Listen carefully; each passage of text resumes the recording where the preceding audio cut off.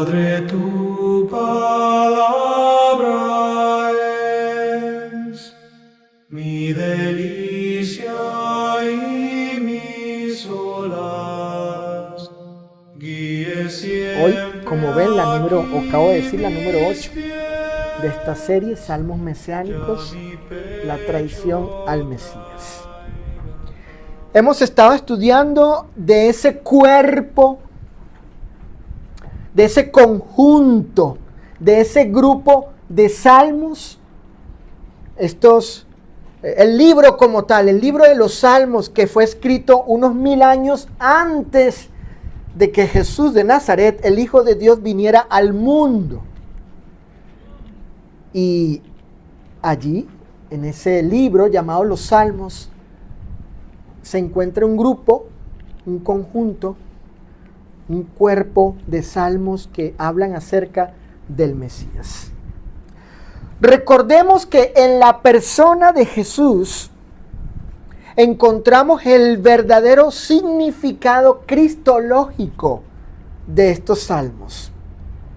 En Lucas capítulo 24, versículo 44, Lucas 24, 44, el mismo Señor dijo: era necesario que se cumpliese todo lo que está escrito de mí en la ley de Moisés, en los profetas y en los salmos.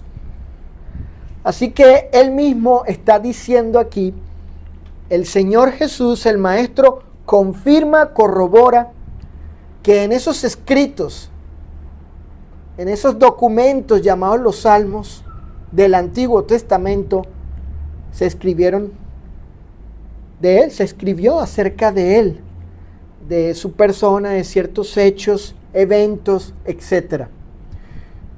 Y es lo que vamos a hacer hoy, es lo que vamos a estudiar hoy, un salmo más. El Salmo capítulo 41, versículo 9. Salmo capítulo 41, versículo 9.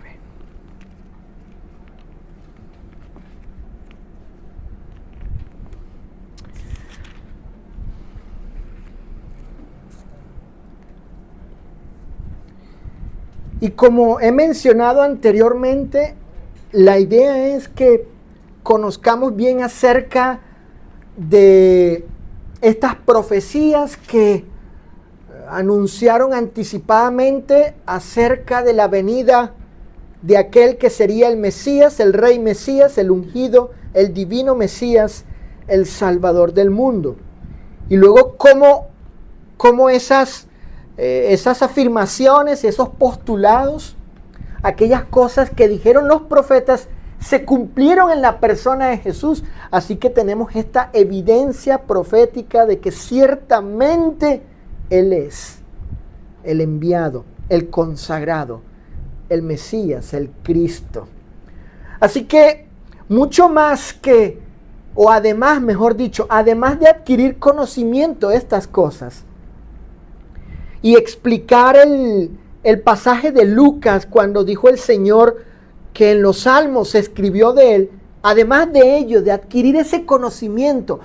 El maestro dijo esto, él dijo que de él se escribió en los salmos y tenemos este salmo, el 41.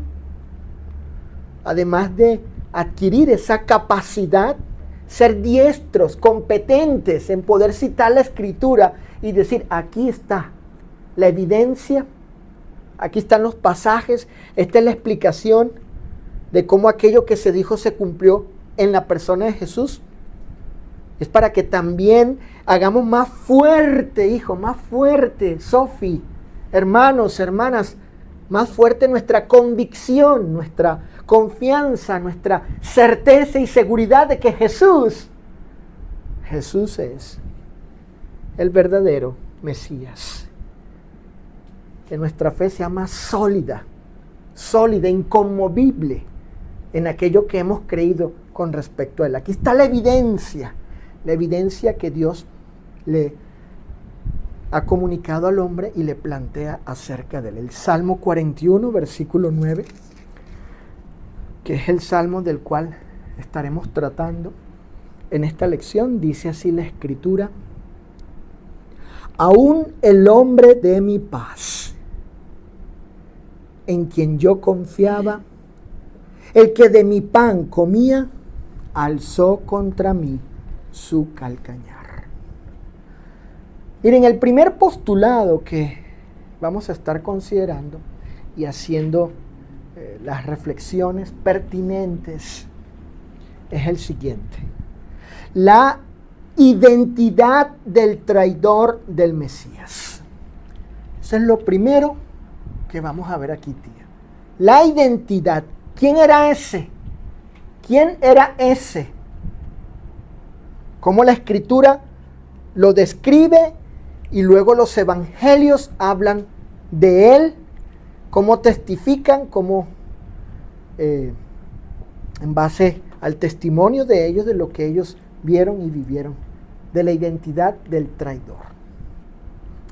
En la versión PDT del Salmo 41:9, esta versión vierte el pasaje de la siguiente manera: hasta mi mejor amigo en quien yo confiaba, noten, con el que compartí mi comida, se puso en mi contra. Fíjense, las profecías mesiánicas, este grupo, este cuerpo, porque no son todos los salmos, es un conjunto de ellos, contienen ciertos detalles, fíjense bien, ciertos detalles que nos permiten descubrir el conocimiento preciso y exacto de los profetas sobre el Mesías venidero, y que se cumplieron plena y perfectamente en la persona de Jesús. Ciertos detalles, específicos detalles,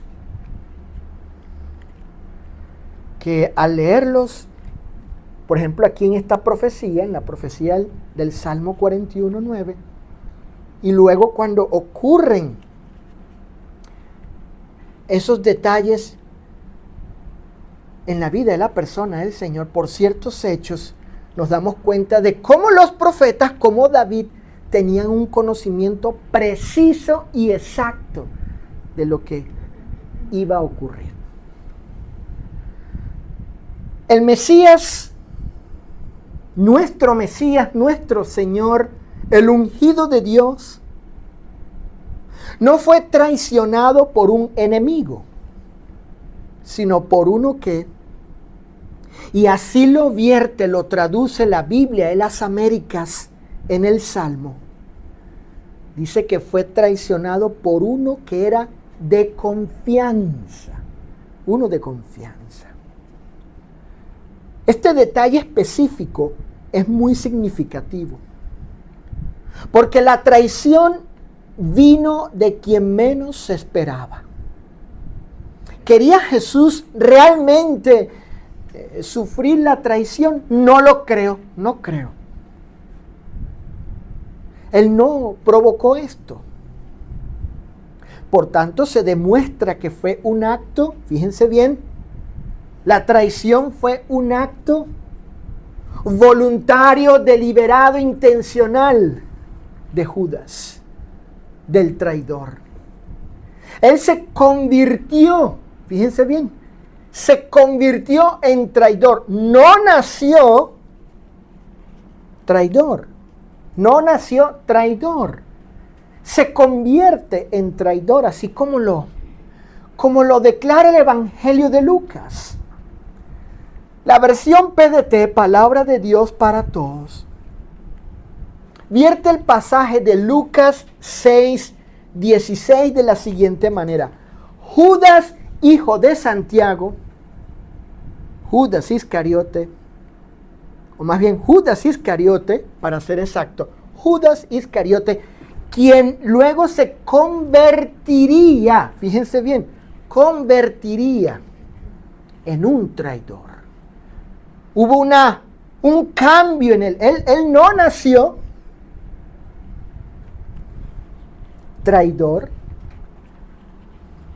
No venía en sus genes, en su naturaleza, ser traidor.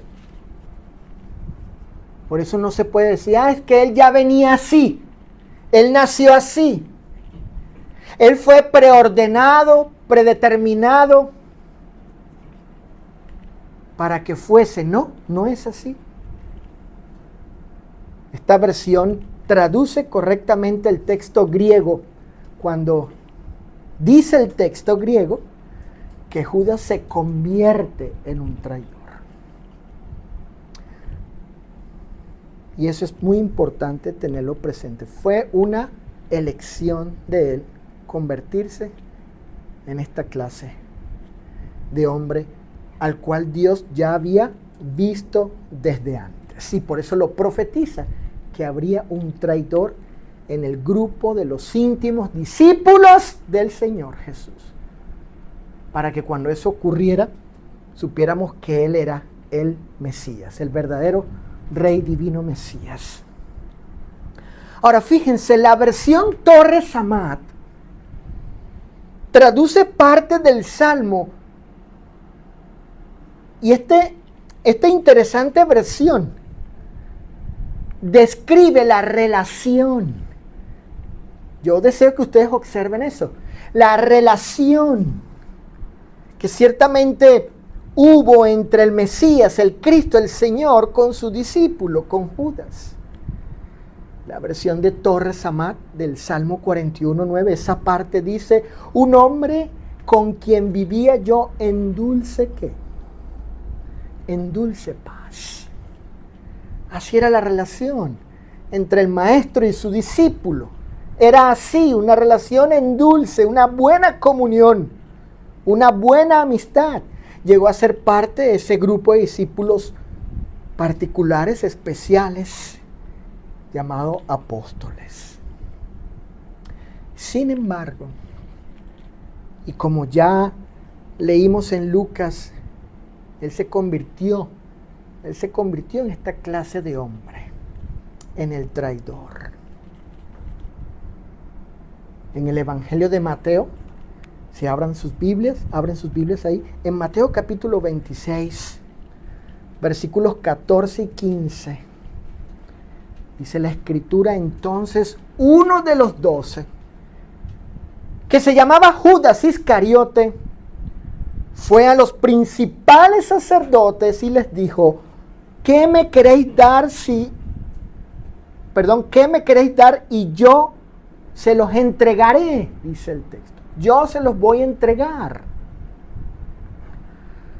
Y ellos le asignaron 30 piezas de plata.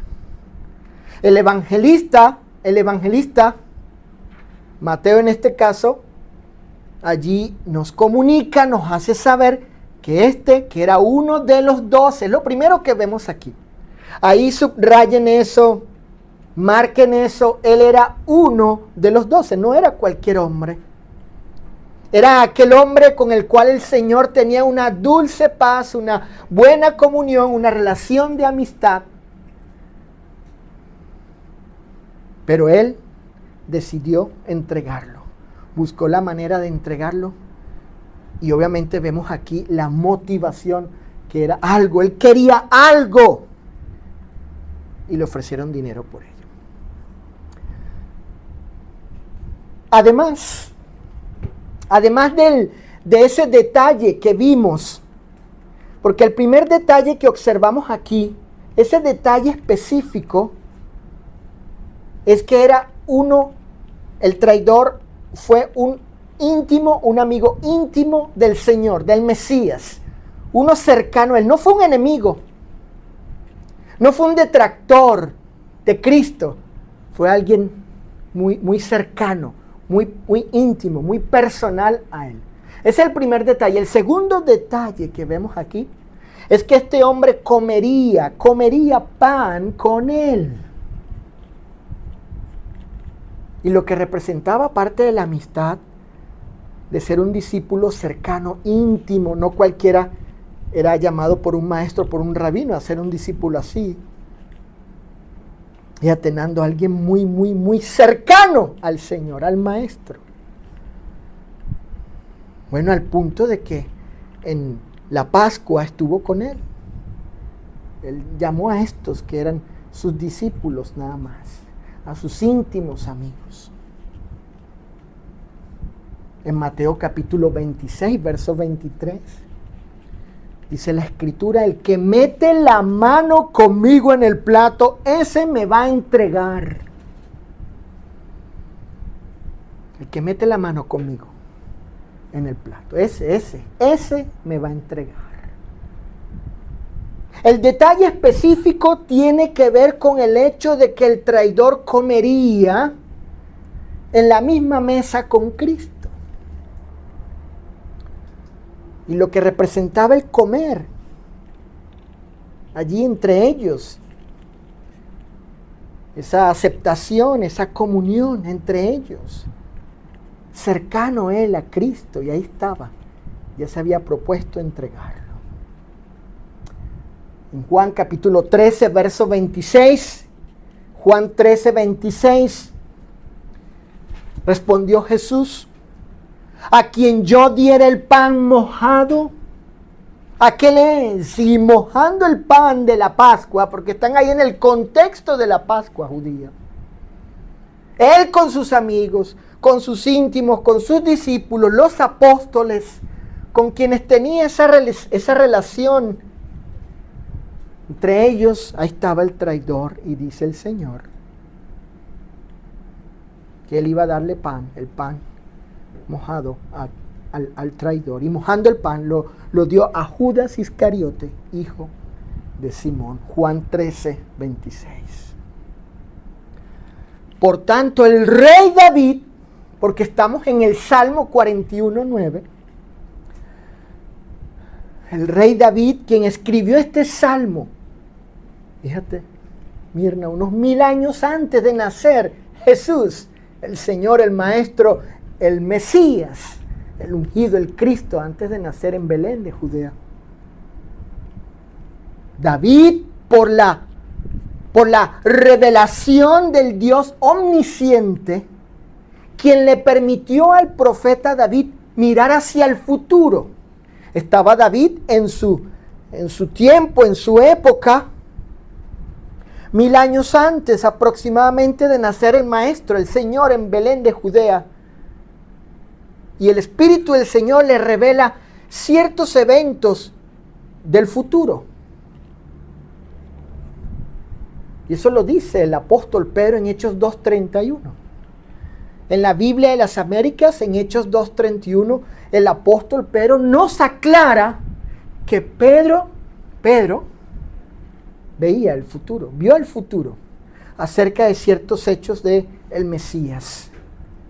Eso lo dice Lucas, ¿no? En el libro de Hechos, cuando Pedro está dando ese sermón allí. El Dios que todo lo sabe y puede ver el futuro, hizo que David mirara hacia el futuro. Y vio David la traición del íntimo del Mesías. Y escribió el Salmo 41, 9. Él dio detalles específicos acerca de la traición, los cuales permitirían identificar tanto las circunstancias como a la persona en quien se cumpliría la profecía. Eso hizo David, porque si vamos al Salmo 41, 9, dice: el hombre de mi paz en quien yo confiaba. Está el íntimo, el que tenía esa relación, esa comunión, esa amistad con él, de que de su pan comió. Dice que alzó contra mí el calcañar. Ahora bien, Jesús desde antes siempre supo que sería traicionado por uno de sus apóstoles. Y en ese contexto, Cristo le aplica la profecía del Salmo a Judas, Sofi. En este asunto, en esta cuestión, el Maestro le aplica a Judas, de modo tal que ahora nosotros podemos identificar al traidor. Ese sería el amigo de confianza y el que comería pan con él. Juan capítulo 13. Evangelio de Juan 13, 18. Dice la Escritura, está hablando el Señor allí cuando estaban celebrando la Pascua judía. Juan 13, 18 dice el Señor: no hablo de todos vosotros, yo sé a quienes he elegido, más para qué cosa. Fíjense, más para que se cumpla la Escritura. Fíjate, Lisa, el que come pan conmigo levantó contra mí, ¿qué? Su calcañar.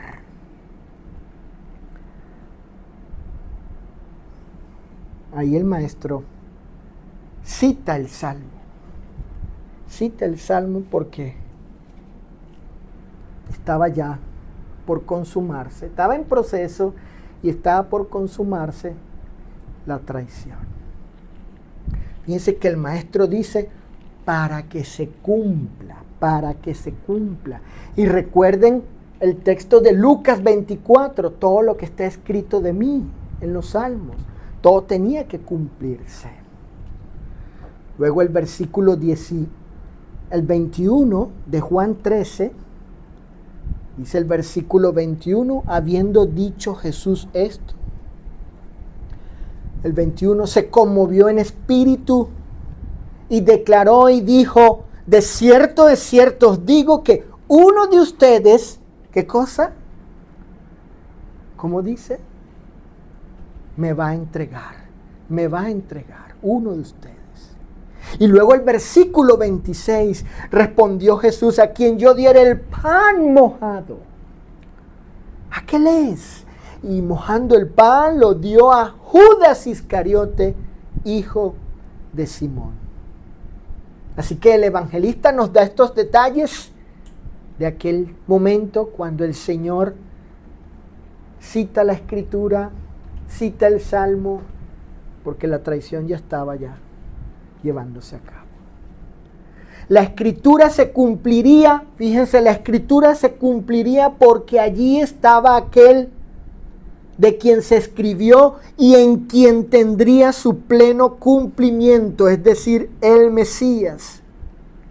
Estaba la persona única, la verdadera y única persona que debía estar para que se cumpliese la Escritura, estaba allí.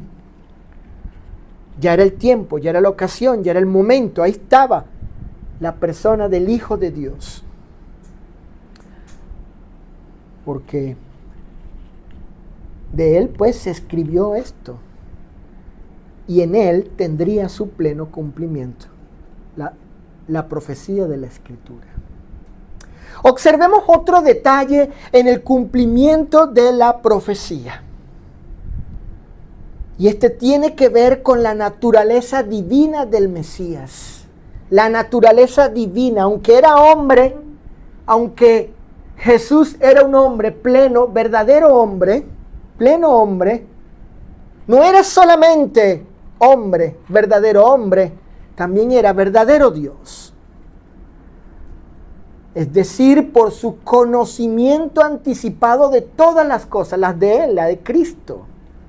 Él profetiza, el maestro profetiza acerca del irrevocable cumplimiento de la traición. ¿Para qué cosa? Él les profetizó a los apóstoles antes que sucediera. Él les dijo estas cosas antes que acontecieran. ¿Para qué? Para que creyeran en Él como el Mesías divino que habría de venir al mundo.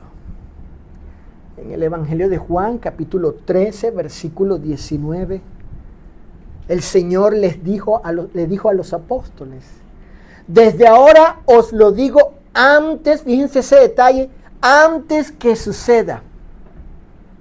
Fíjense bien, les estoy diciendo estas cosas antes de que ocurra. Para que cuando ocurra, cuando suceda lo que ha de ocurrir, lo que habría de ocurrir, ustedes crean que yo soy. ¿Yo soy quién? ¿Quién era él, Saulo? ¿Quién era él, hijo? ¿Quién era Ana Sofía? Vato, ¿quién era él? Él está diciendo esto antes, el maestro profetiza aquí. Les profetiza, esto va a ocurrir, etcétera, etcétera. Y les estoy declarando estas cosas antes de que suceda. Él sabía lo que iba a acontecer. Siendo él Dios, siendo Jesús Dios, sabía de antemano, según su conocimiento anticipado, porque solo Dios puede conocer lo que está por ocurrir en el futuro, antes de que ocurra, y hablar de ello con la seguridad y la certeza de que así va a ocurrir, así va a suceder. Él tenía ese poder y la capacidad de poder ver lo que había de ocurrir. Entonces, además de ello, además de ver este detalle de la divinidad del Señor con respecto a su capacidad de prever las cosas que habrían de ocurrir en el futuro, además de eso, yo deseo, y el Señor ciertamente lo hace para ello, deseo que ustedes vean allí que estas cosas así fueron dichas y sucedieron para que creamos que Él es. Y no están allí entonces nomás para adquirir conocimiento. Lo está, claro, para eso, por supuesto. Para que entendamos y conozcamos y entendamos estas cosas. Sino que también está para que te convenzas, te llenes de seguridad, te persuadas. Estés firme, sólido allí, como una roca inconmovible, de que Él es el Mesías, el Hijo de Dios. Y los apóstoles fueron los testigos de estas cosas y ahora han escrito en favor de nosotros. Entonces, y como ya sucedió la traición, ¿ya sucedió sí o no? ¿Ya sucedió sí o no? ¿Sí sucedió sí o no? Entonces, como ya sucedió la traición, hoy nadie tiene excusa para no creer que Jesús es el verdadero Cristo que habría de venir como único Salvador del mundo. Ya no hay excusa. Él dijo, esto se los estoy diciendo antes de que ocurra. Luego ocurrió, sucedió, todo se consumó y ha quedado aquí registrado para nosotros. Ahora nadie tiene excusa para no decir, Él era de quien hablaba David en el Salmo, porque él fue traicionado por uno íntimo con quien comía, tenía esa relación y levantó su calcañar contra él. Entonces él es de quien David escribió. Él es el Mesías. Postulado número 2. La traición contra el Mesías fue perversa y hostil. Así fue la traición. No hay otra manera más para calificar la traición sino de esta forma. El Salmo capítulo 41, verso 9, dice la última parte, alzó contra mí el calcañar. Así dice el texto, alzó contra mí el calcañar. Miren, esta expresión literalmente significa levantó contra mí su talón. Apúntalo allí, hija. Apúntalo para cuando si algún día te preguntan o tú quieras hablar de ello. ¿Qué significa esto? ¿Qué significa alzó contra mí el calcañar? Literalmente contra mí su talón. Y esta expresión dicha por el Señor Jesús en el Evangelio de Juan, como ya leímos, porque él cita el Salmo, es una metáfora. Taller, un erudito de la lengua griega, dice que la idea aquí es transmitir que este que está levantando el talón, que está contra él, alzando su calcañar, procura dañar por engaño. La idea allí, este que alzó contra mí el calcañar me quiere causar a mí, perjudicar, dañar, hacer un mal a través de el engaño. Vine, otro erudito, dice que la metáfora es cuando se le pone una zancadilla a un antagonista en una lucha. ¿Para qué se le mete el pie a alguien? Para que tropiece, para que caiga. Entonces el significado aquí, el significado cristológico aquí, el significado con respecto a la persona del Mesías, es que el traidor, que era Judas, él engañó a todos aparentando ser un discípulo leal a Jesús. En ese sentido, alzó su calcañar. Aparentó él, ¿no? Se mostró de una manera que no era, fue hipócrita. Y también puso zancadilla para que el Señor cayera en mano de sus enemigos al entregarlo. Cuando lo vendió, causó ese tropiezo al maestro para que fuese puesto preso y llevado a la muerte. Primero a su pasión allí, toda la pasión de él, o más bien la flagelación, todo el castigo, y luego la muerte. Entonces ya tenemos una idea con esto, con el significado de esta expresión, de esta metáfora, de esta frase que tiene este significado, tiene esta representación. Y el salmista así lo previó antes. Sí, era su amigo y hasta comía con él, era íntimo, tenía una comunión, era su amigo, pero a la final,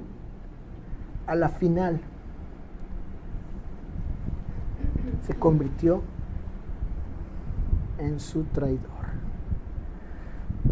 Judas estuvo tan cerca de Jesús, tan como casi nadie, ¿no? Tuvo ese privilegio, escuchen esto que voy a decir, ese privilegio, tía, ese privilegio de estar tan cerca de Jesús. Muy cerca estuvo él, Mirna, muy cerca Susana, muy cerca Ángeles, Ana Patricia. Pero su corazón estuvo muy lejos de él al mismo tiempo. Muy cerca él, externamente, físicamente, pero su corazón llegó a estar muy lejos, internamente, en su espíritu, lejos de él. El maestro conocía muy bien que él iba a ser entregado por uno de sus discípulos.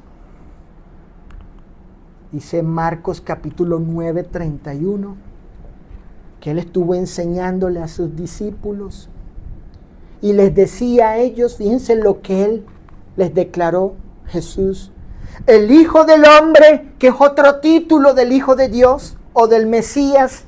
Hijo de hombre significa uno que es de carne, un humano, de naturaleza humana, como Hijo de Dios, divino, de naturaleza divina, Dios. El Hijo del Hombre, que es el Mesías, será entregado en manos de hombre. Será entregado. Él está diciendo aquí, les está anticipando a sus discípulos. A mí me van a entregar por la traición. Me van a entregar. Dice el pasaje, y a este Hijo del Hombre lo matarán, pero después de muerto resucitará al tercer día. Entonces, y para consumar su traición y cumplirse así la escritura, Judas acuerda entregar a Jesús por 30 monedas de plata. Entonces, dice Mateo capítulo 26, abran sus Biblias en Mateo 26, versículo 14 y 15, entonces uno de los 12 que se llamaba Judas Iscariote fue a los principales sacerdotes y les dijo: ¿qué me queréis dar? Y yo se los entregaré. Y ellos le asignaron 30 piezas de plata. Yo, ¿quién es ese yo? Yo, fíjense el enfático que hay aquí. Yo mismo se los voy a entregar. Yo mismo se los voy a entregar. Fueron las palabras de Jesús cuando dijo: al Hijo del Hombre lo entregarán. Lo van a entregar. Y Judas aquí está cumpliendo esas palabras. Yo se los entregaré. Con este acto de deslealtad al entregar a Cristo por 30 monedas de plata, Judas y los judíos hacen involuntariamente, porque no creo que fue intencional que Judas quiso cumplir la profecía, tampoco los judíos, tampoco que eran los enemigos de Jesús, pero ellos, tanto Judas como los judíos, de manera involuntaria, hacen que se cumpla otra profecía mesiánica. Ahí apúntenla, Zacarías 11:12. Anita, el profeta Zacarías, Saulo en el capítulo 11, Ana Sofía, verso 12, dice lo siguiente: dijo Jehová el Señor, que es el Mesías allí en ese contexto. Bueno, ahora lo sabemos. Dice, y les dije, está hablando el Señor, está hablando Jehová según el contexto del capítulo 11 de Zacarías. Si os parece bien, dadme mi salario, y si no, dejadlo. Y pesaron por mí. Ese mí se refiere al Eterno, al Altísimo, al Santísimo, que vendría en carne, el Hijo. Dice, y pesaron por mi salario. ¿Cuánto? ¿Cuánto, Francisco? 30 piezas de plata. Zacarías 11:12. Vemos aquí que se cumple otra predicción, otra profecía acerca del verdadero, único, auténtico Mesías durante la traición. Entonces, y llegado el momento cúspide de la traición, Judas se entregó definitiva y finalmente al Señor por medio de un beso para ser llevado a la muerte. Y el que se llamaba Judas, uno de los 12, iba al frente de ellos, de quienes iban a tomar, él iba a entregar y tomar preso al Señor. Y se acercó hasta Jesús para besarle.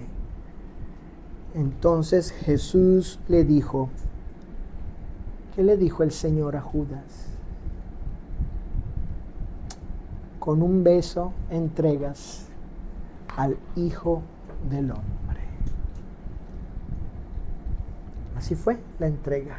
Yo mismo se los voy a entregar. Con un beso, así lo voy a identificar. A quien yo besare, Él es. Tómenlo. Él es Jesús de Nazaret. Y el maestro, inclusive en nosotros evangelios le llama amigo. ¿A qué vienes? Amigo.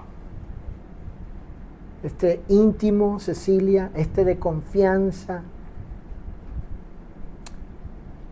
se convirtió en el traidor de Cristo. Y así se cumplió.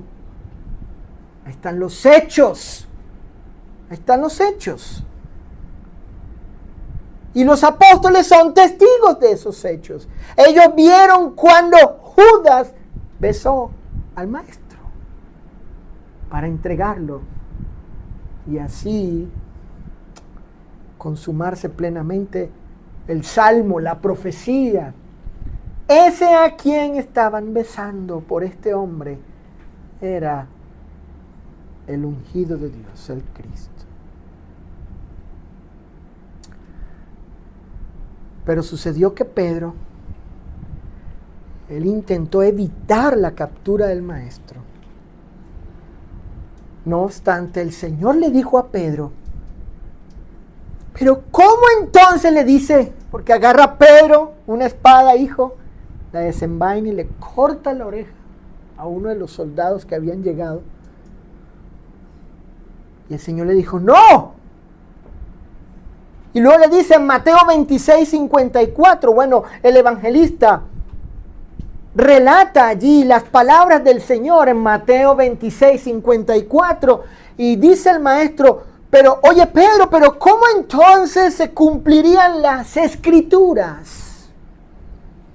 De que es necesario que así sea, necesario. ¿Por qué era necesario? Porque era la forma en que Dios así identificaba, demostraba, probaba, manifestaba, revelaba la identidad de su Hijo, el Mesías, el Rey Mesías, el Cristo, el Salvador del mundo. Es necesario que así se haga, le está diciendo el Señor a Pedro. Esto tiene que cumplirse. Por más doloroso y difícil, por más trágico, por más cruel e injusto, perverso, muy hostil contra el Señor, tenía que ser así. Y ahora nosotros, en base al testimonio, fíjense, en base al testimonio de los testigos, de quienes vieron esos hechos, hemos creído. Por tanto, y a través de estos hechos, no olviden esas palabras, hechos, fueron hechos que están registrados en los evangelios por los testigos. A través de estos hechos se describe y se muestra la naturaleza de la traición. Y así se le da significado a las palabras dichas por el profeta y ratificadas por el Señor. Lo que hemos visto hasta este punto, Ana Patricia, hermana, lo que hemos visto hasta este punto, Susana,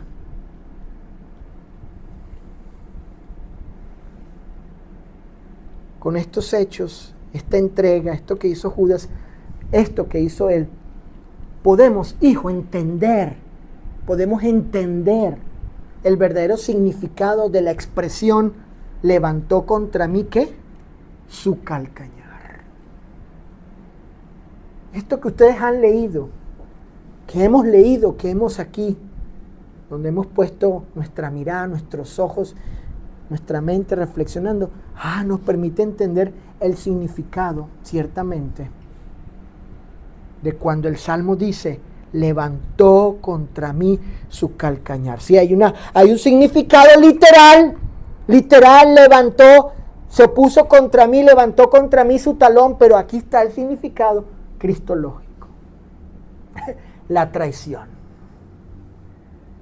Y de esta forma se cumplió la profecía del Salmo 41 en la persona del Hijo de Dios, el Mesías, que habría de venir al mundo a sufrir por parte de los hombres y en particular de uno de sus íntimos y personales discípulos. Reflexiones finales. Fíjense, la traición de Judas no fue un accidente inesperado ni una derrota del propósito de Dios, sino el cumplimiento exacto de aquello que las Escrituras habían anunciado siglos antes, mejor dicho. Un amigo de confianza, un hombre que compartió la mesa con el Mesías, las 30 piezas de plata y el beso de la traición son detalles que convergen. Fíjense esa palabra, y me gustó mucho. Todas estas cosas convergen perfectamente en la persona de Jesús de Nazaret. Bien dijo el Señor en cierta ocasión. En Lucas capítulo 22, verso 37, el maestro dijo, lo que está escrito de mí tiene cumplimiento. Hermanos, Jesús es quien le da el verdadero y pleno significado a este salmo. Porque este salmo, hijo, este salmo proféticamente habló de él. Por tanto, continuemos creyendo en Cristo, confirmando y consolidando nuestra fe en Él sobre la base de esta evidencia y garantía divina. Aquí Dios nos ha dado esta evidencia, aquí está la prueba, Él es. En este caso, por medio de lo que el Salmo decía y la traición. Aquí está la evidencia y la garantía. Dios nos da a través de Él la garantía. ¿Quieren tener la certeza, la seguridad, la garantía de que Él es? Aquí está, Él cumplió estas cosas. En Él se cumplieron. Jesús es el Hijo de Dios, el Cristo y el Salvador del mundo, quien por gracia y bondad divina murió siendo el sacrificio inmerecido por nuestros pecados. Por tanto, fíjate la aplicación, hijo. Debido a lo anterior, a todo esto que hemos considerado, esto del Salmo, la profecía y todo el cumplimiento en la persona de Jesús, todo lo que Él le tocó vivir, experimentar, para que nosotros podamos identificar que Él es el verdadero Rey Mesías, divino, Cristo Salvador, Hijo de Dios. Por tanto, y dado que Él cumplió perfectamente las Escrituras y sufrió por amor a nosotros, Él es digno de toda nuestra fe, Elisa. Él merece toda nuestra fe. Merece nuestra más firme, Susana, firme lealtad, tía.